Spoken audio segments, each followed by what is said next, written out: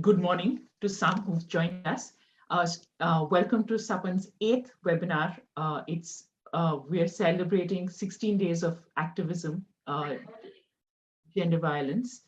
And we've got a whole panel of really interesting speakers, very powerful speakers from across.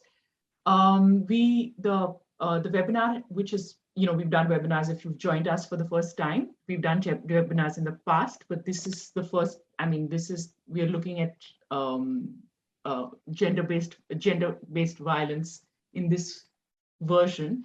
I just wanted to lay the context of the webinar itself. It comes at a point of time when it's been about 100 days of Afghanistan. Of the Taliban taking over Afghanistan. We've had yesterday the first religious law to stop women from going out. From women wearing a burqa to appear, which is sort of basically ensured that women who are journalists, women who come on television, all of them are now sort of will.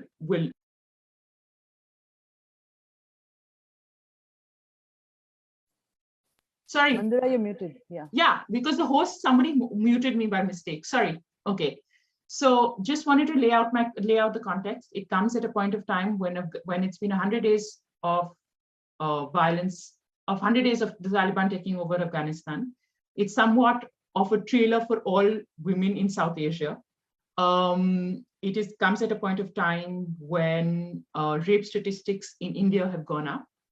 On an average, 10 Dalit women get raped in India.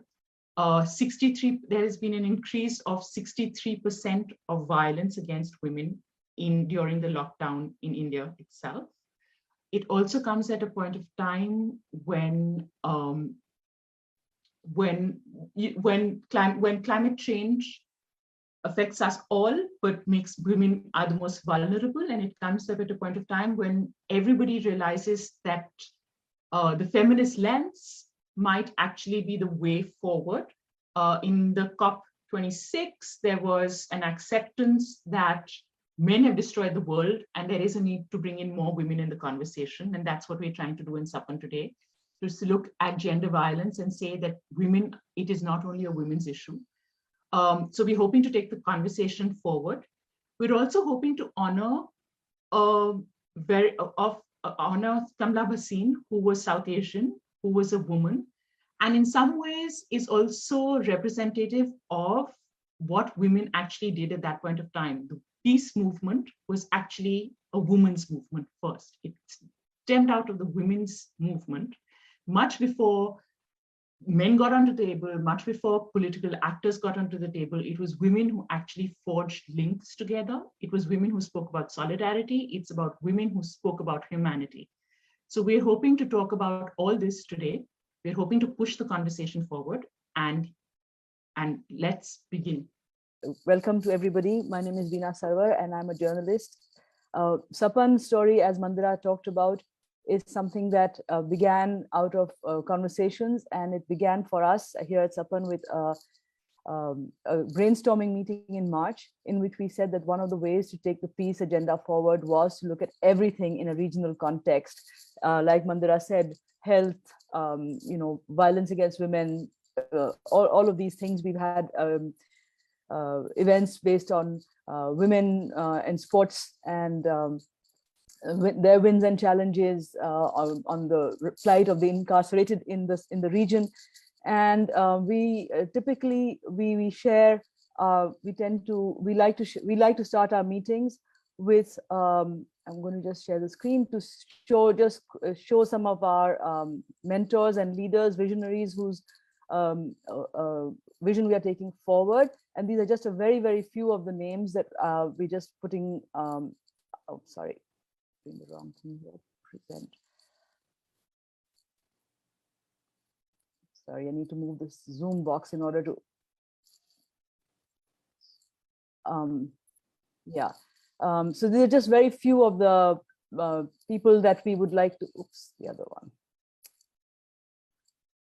Honoring our visionaries, people like Dr. Mubashir Hassan, who's the person from whom many of us first heard the concept of a South Asian Union, the idea of a visa-free South Asia. People like Kuldeep Nayar, A.A. Rahman, Kamla Bhasin, who we are honoring today, Nirmala Didi, Madanjeet Singh, Asma Jahangir, Sania Hussain, Praful Bidwai, Begum Sufia Kamal, Dr. Saman Kelegama, Dr. Iqbal Ahmed, Sabine Mahmood, Praful Bidwai, and many of our friends and comrades have been taken by COVID over the past year. I won't read all their names, but you can see some of them here. Dinesh Mohan, Kamran Arif, Muhammad Ali Shah, who fought for the fishermen's rights, Rubina Sehgal, one of our founding members, and so many others. And these are just some of the people who've been taken by COVID. And that's one of the things that we would like to highlight, share here, remember and commemorate, is that we are in the middle of a pandemic. It is still going on. It is not over. And we just want to take a moment to recognize that, to recognize the trauma that many of us have undergone, having lost so many loved ones. And I'll hand it back to Mandira now to pass it on to Swarna. Thank you. Thank you. Good evening, everybody. I'm honored to be here. This is the first time I'm attending a Sapan meeting, although I've been a supporter from the time that Beena first messaged me about this. I'm also very happy to see old friends that I haven't seen for a very long time, and not just because of COVID. And I will confess at the outset that I'm intimidated by having to do this, because I work in a little corner of India. You know, it's like when you play with your own toys all the time and you don't know how to deal with anything else. So I feel a little bit like that, like someone who's stepping out of the boonies to meet the big bad world. So be kind to me.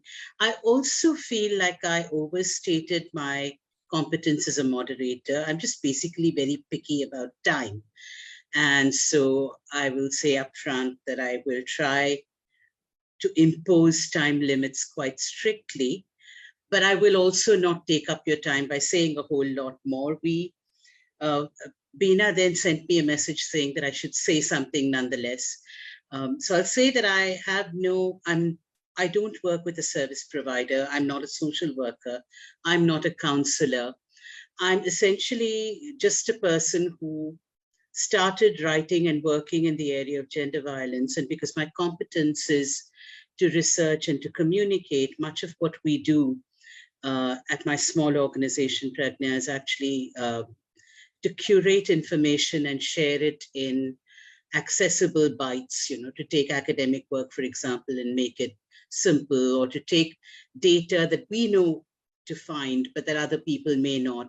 So, for example, 3 days ago, we released our annual Gender Violence in India report, which is done on a very small scale, often by volunteers, but we try to do it regularly nonetheless. So this is where I come from, with you know, a lot of heart and I suppose experience more than expertise on certain matters.